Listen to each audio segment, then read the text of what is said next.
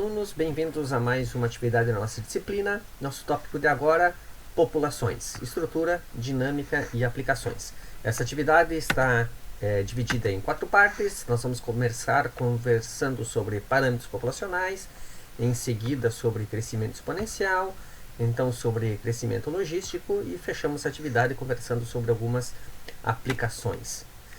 Afinal de contas, por que é importante conhecer a ecologia das populações? Bom, existem muitas motivações, vamos ver algumas delas. Para entender a dinâmica das populações humanas, o crescimento das populações humanas é exponencial. E qual será o futuro das populações humanas? A ecologia das populações ajuda, matematicamente pelo menos, e em termos de teoria ecológica, a entender as possibilidades que nós temos.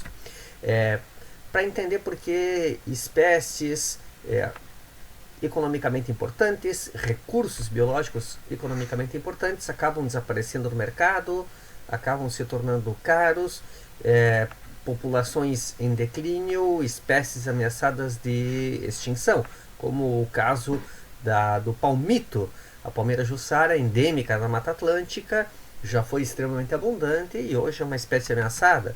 Ou o recurso biológico mais importante economicamente em termos globais, peixes. A maior parte dos peixes são pescados diretamente do mar, não são criados em cativeiro, e nós podemos ver aqui uma curva de tendência da produção pesqueira global e parece que estamos num certo caminho de declínio.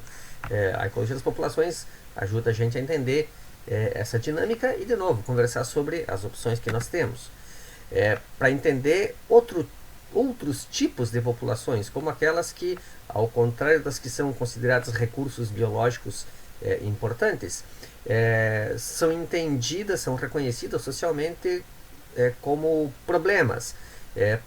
Frequentemente porque tem populações mais numerosas do que muitas pessoas gostariam e acabam causando problemas, como por exemplo o javali. E espécie exótica, introduzida, hoje entra em conflito com produção agropecuária. E, bom, por que as populações chegaram nessa situação? Como essa situação vai terminar? Quais são as opções que nós temos para lidar com esse tipo de problema?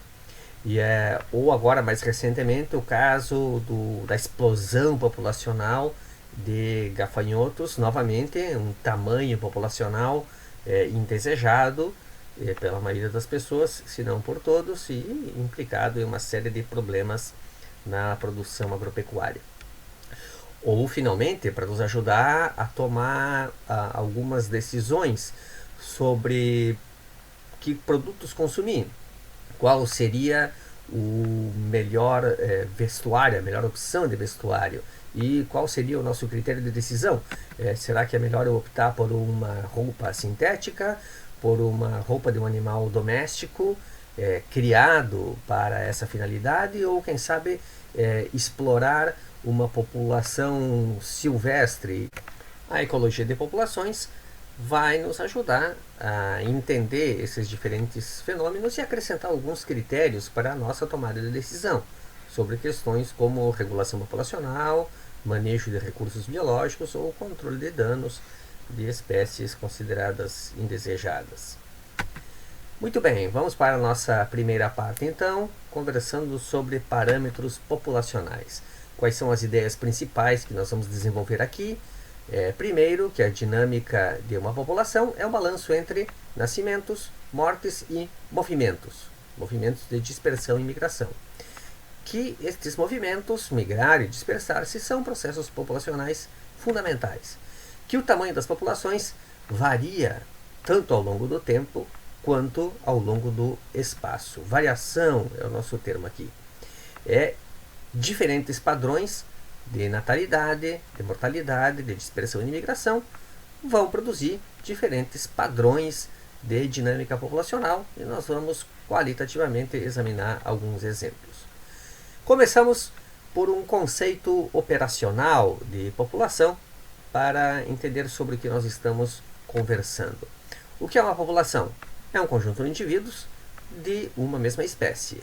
Mas um pouco mais do que isso. É aquele conjunto de indivíduos de uma mesma espécie que compartilha um mesmo local, ou seja, estão suficientemente próximos entre si, de tal forma que o cruzamento, a reprodução entre esses indivíduos é possível ao longo do seu ciclo de vida.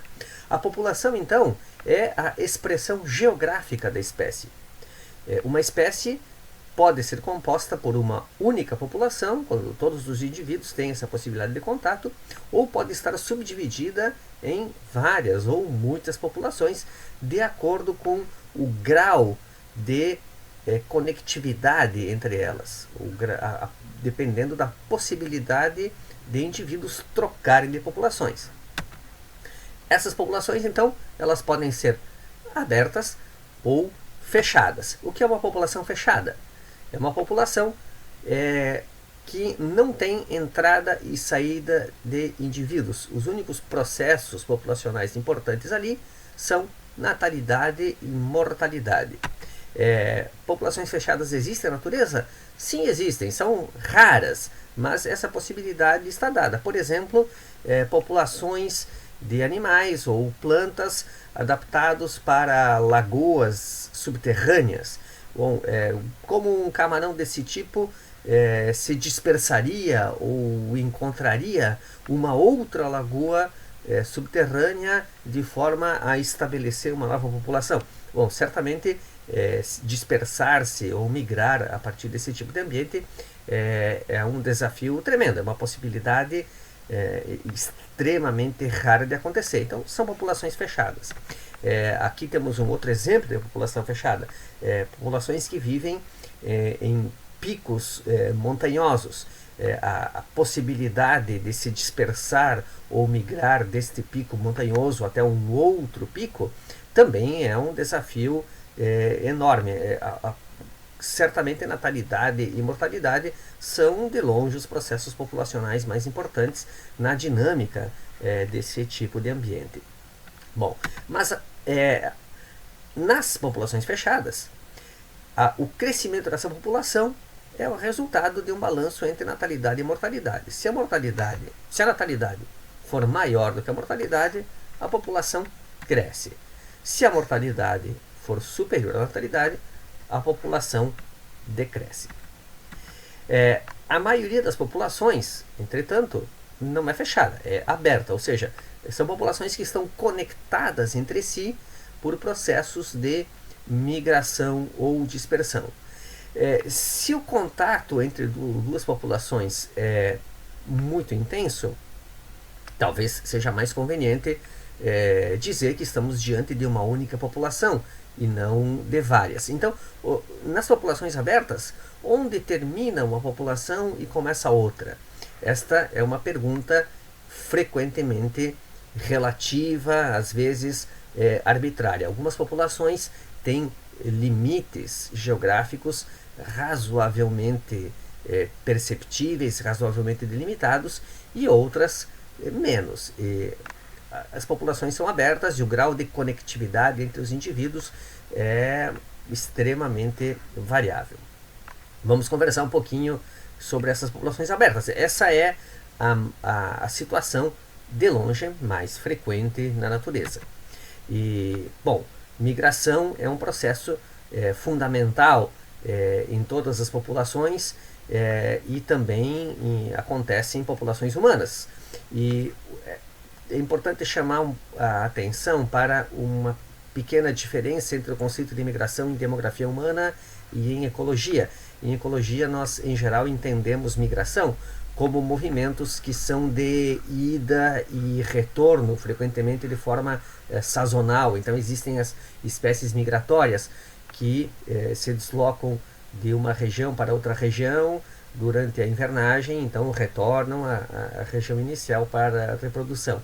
Mas em demografia humana, a expressão migração é frequentemente utilizada para deslocamentos humanos que são unidirecionais.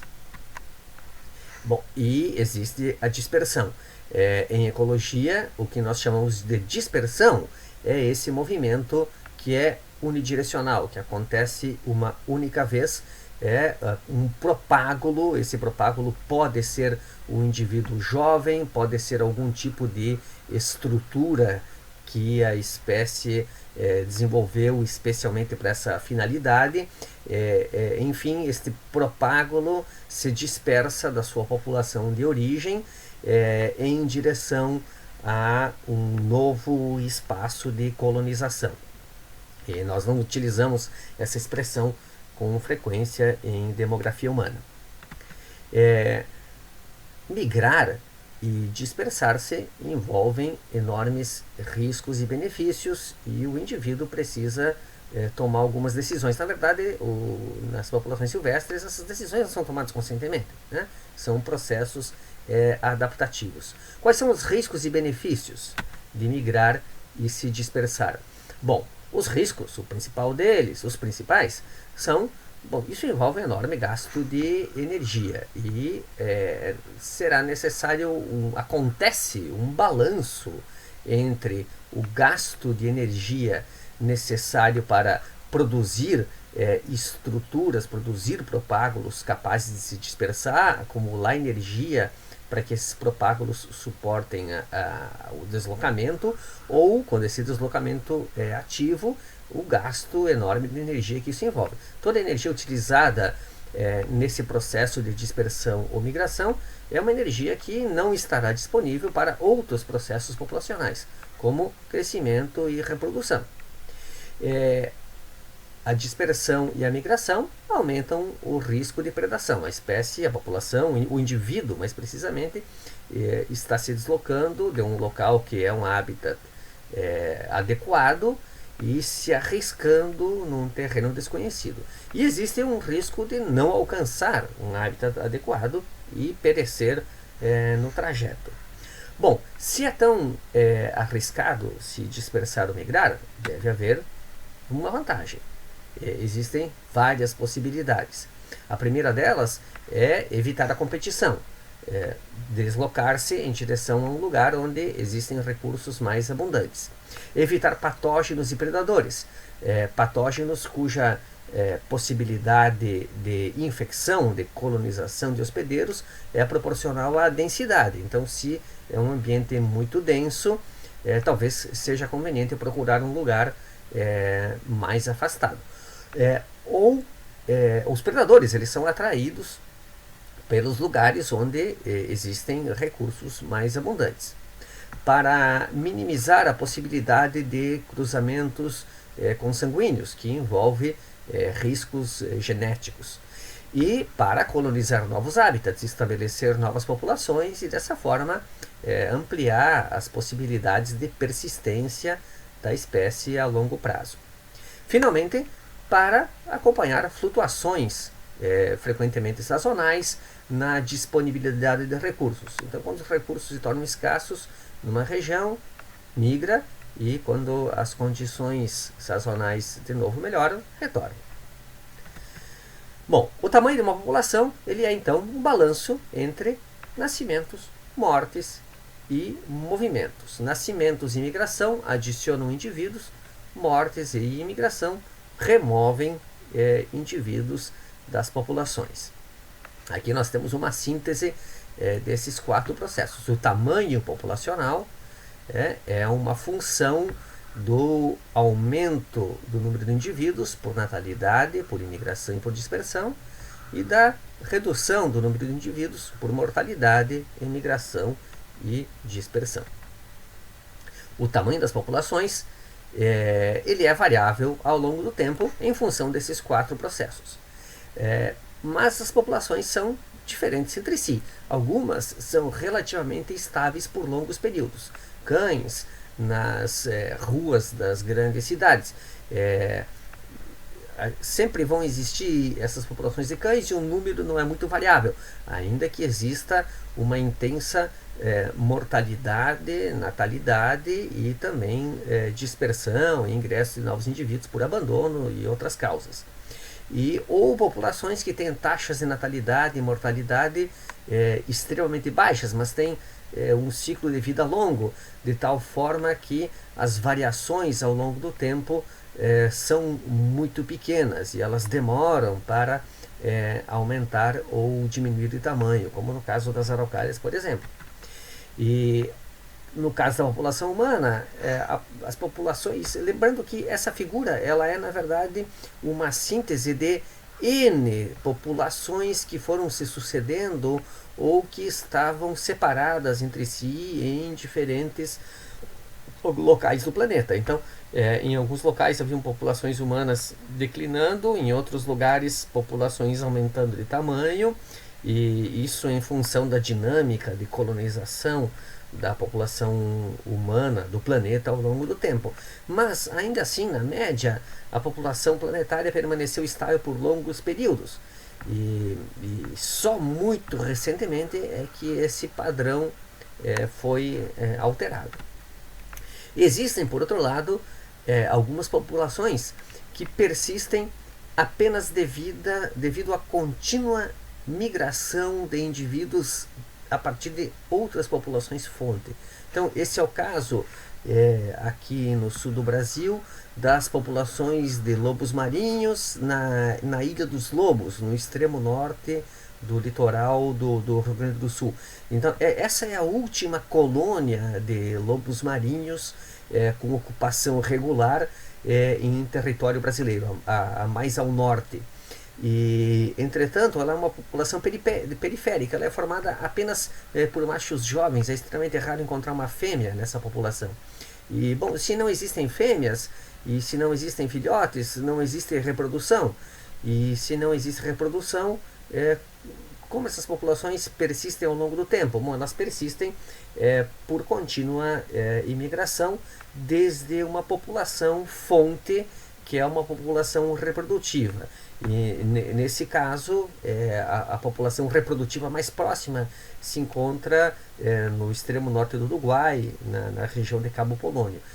Então, a contínua migração de indivíduos desde essa população fonte é a que alimenta esta outra população aqui no extremo norte do litoral gaúcho.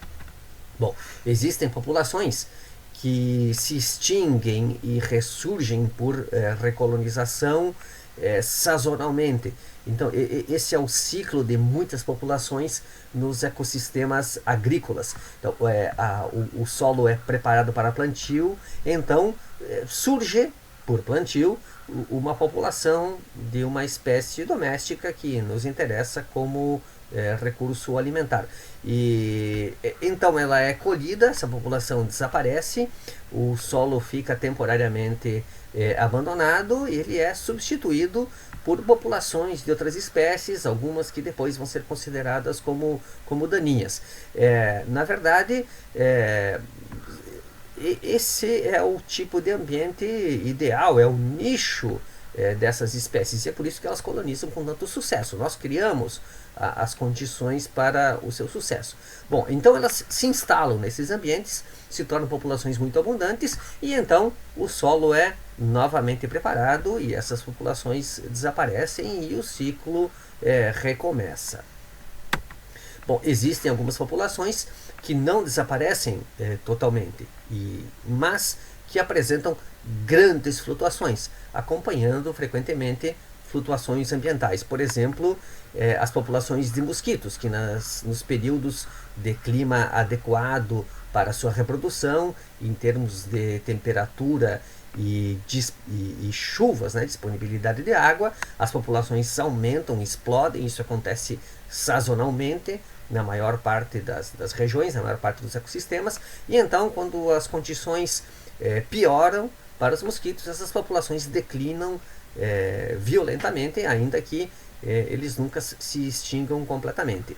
Ou no caso das explosões de populações de algas que eventualmente acontecem em ambientes aquáticos contaminados, mudando a cor da água, mudando o sabor da água, diminuindo a qualidade da água para abastecimento urbano. As algas estão sempre presentes na água, mas eventualmente em determinadas condições ambientais essas populações explodem e aí surgem esses problemas de abastecimento e então o fenômeno passa. Bom, assim como a densidade, a abundância das populações varia ao longo do tempo, ela varia também ao longo do espaço, ou seja, ao longo da distribuição geográfica de uma espécie ou de uma população. Então, aqui nós temos o exemplo do canguru vermelho na Austrália. Observem que existem algumas regiões com alta densidade populacional de cangurus, depois outras regiões com densidades menores e finalmente algumas regiões que não são habitadas por indivíduos desta espécie. Então, bom, essa região aqui é a que corresponde ao nicho da espécie, onde ela encontra condições e recursos adequados para sua persistência.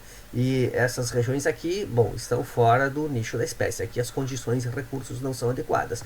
Mas as condições e os recursos são variáveis nesse espaço. Existem regiões mais adequadas, com melhores condições, mais recursos e, portanto, populações mais densas, e outras menos. E algumas dessas regiões com densidade menor podem sim ser regiões ótimas em termos de condições e recursos, mas inacessíveis. O problema não está na possibilidade de reprodução e de natalidade, mas em dificuldades de acesso, ou seja, de migração e dispersão. Aqui é o caso das populações humanas e as variações de abundância das populações humanas no planeta. E observem que existem algumas regiões altamente povoadas e outras bem menos povoadas. As populações humanas são diferentes das populações silvestres por serem talvez um pouco mais complexas, mas alguns dos padrões que acontecem em populações humanas são os mesmos que acontecem nas outras populações, das outras espécies. Afinal de contas, nós somos uma espécie biológica como todas as demais. Então, observem que a densidade populacional humana é muito menor nas regiões desérticas ou nas regiões muito frias, ou seja, onde as condições e os recursos para a persistência de populações humanas não são muito favoráveis. E as populações humanas tendem a ser mais densas no nicho, onde as condições e recursos são melhores. Mas isso não explica alguns vazios populacionais em algumas regiões que, nesse caso, requerem explicações complementares. Bom, o tamanho das populações varia ao longo do tempo e varia ao longo do espaço, e essas variações no tempo e no espaço tendem a covariar. Variação do tamanho populacional geralmente leva a uma variação também na área de distribuição. Então, quando uma população aumenta de tamanho, ela também aumenta em área de distribuição. E quando ela declina, quando o tamanho populacional reduz, em geral, a distribuição geográfica dela também se contrai. Vamos ver um exemplo disso. Essa aqui é a variação no tamanho das populações e da distribuição geográfica do lobo europeu na Itália, e ao longo dos 100 anos do século passado. E observem aqui que entramos no século XX com uma grande população continental, que então foi sucessivamente subdividida em várias populações menores, e esse é um processo que é muito frequente ao longo dos séculos recentes, que é a progressiva retração das populações. Elas diminuem de tamanho, diminuem de distribuição geográfica e também de subdivisão progressiva dessas populações, formando populações cada vez menores e mais desconectadas entre si.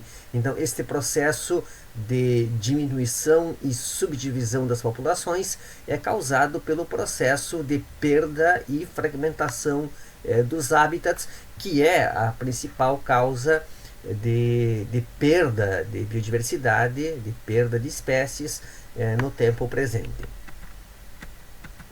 E aqui nós temos o exemplo do palmito, novamente, espécie que é um recurso biológico economicamente muito importante, espécie endêmica da Mata Atlântica, agora uma espécie ameaçada de extinção.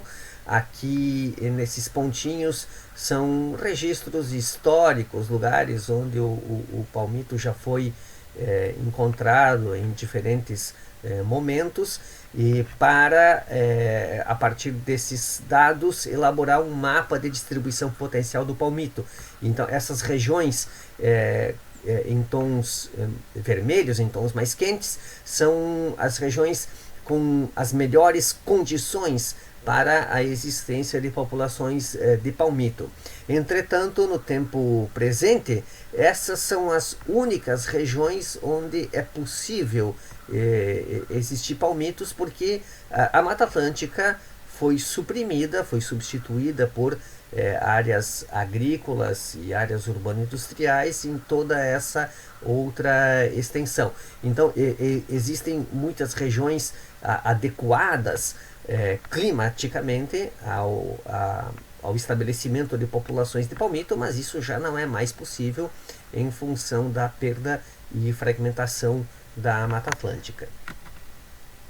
Muito bem, o tamanho das populações, então, é um balanço entre nascimentos, mortes e movimentos. Vamos dar uma palhinha de algumas questões matemáticas que nós vamos então desenvolver nas atividades seguintes desse tópico. E, sinteticamente, a variação do tamanho da população ao longo de um período de tempo é um balanço entre nascimentos e imigração, que adicionam indivíduos, e mortes e emigração, que suprimem indivíduos. E vamos rodar um exemplo aqui. Imaginem que nós temos uma população em que o balanço de nascimentos e imigração representa uma adição de 150 indivíduos por ano. Então nós temos aqui uma taxa, né? Porque é um número de indivíduos ao longo de um intervalo de tempo. E vamos imaginar que nessa população mortes e emigração suprimem 50 indivíduos. Então, a variação do tamanho da população ao longo deste tempo foi de 100 indivíduos em um ano. Então, isso aqui também é uma taxa, né? Porque é um número de indivíduos dividido por um intervalo de tempo. E esta taxa é a taxa de crescimento populacional absoluta, ou o quanto ela incrementou, qual foi o incremento da população ao longo deste período de tempo. Essa noção de incremento vai ser importante para a gente desenvolver mais adiante. Então aqui nós temos uma primeira medida de taxa de variação do tamanho populacional, ou nesse caso de crescimento do tamanho populacional, que é essa medida de incremento. Sinteticamente, a população no próximo ano, no próximo período de tempo, então T mais 1, será de 200 indivíduos, que era a nossa população inicial, mais 150, que é o número de indivíduos adicionados por nascimentos e imigração, menos 50 indivíduos removidos por mortalidade e emigração, total de 300 indivíduos nesta população. E se nós tomarmos a situação contrária, em que a população regride, utilizando esses mesmos números, a variação do tamanho populacional nesse intervalo de tempo será de menos 100 indivíduos. Então esse será um decrescimento e não um incremento. Se nós partirmos dos mesmos 200 indivíduos iniciais, 50 serão adicionados, 150 serão removidos, e a nossa população final será de 100 indivíduos. A taxa de crescimento populacional per capita, então, representada e calculada desta forma, e utilizando os mesmos valores, apenas numa situação de crescimento e numa situação de declínio, ela produz exatamente os mesmos valores em módulo, mas com o sinal trocado, significando aqui valores acima de zero, um crescimento, e valores abaixo de zero, um decrescimento. A taxa de crescimento populacional, ela é, portanto, uma diferença entre a taxa de natalidade e a taxa de mortalidade. São taxas, né, porque são valores ponderados por um intervalo de tempo, Isso numa população fechada. Se for uma população aberta, levando em conta também dispersão e migrações, dividido pela população inicial. Terminamos aqui essa nossa primeira atividade sobre o tópico de populações. Quais foram as ideias principais que nós desenvolvemos até aqui? Que a dinâmica de uma população é um balanço entre nascimentos, mortes, dispersão e migração. Que migrar e dispersar-se são processos populacionais fundamentais que envolvem riscos e envolvem benefícios, que o tamanho das populações varia ao longo do tempo e ao longo do espaço, e essas variações de tamanho e de área de distribuição geográfica tendem a estar correlacionados, e que diferentes padrões de natalidade, de mortalidade, de dispersão e migração resultam em diferentes padrões de dinâmica populacional, mais ou menos estáveis ao longo do tempo. Esta foi a nossa primeira atividade sobre esse tópico de populações. Espero que tenham gostado e até a próxima.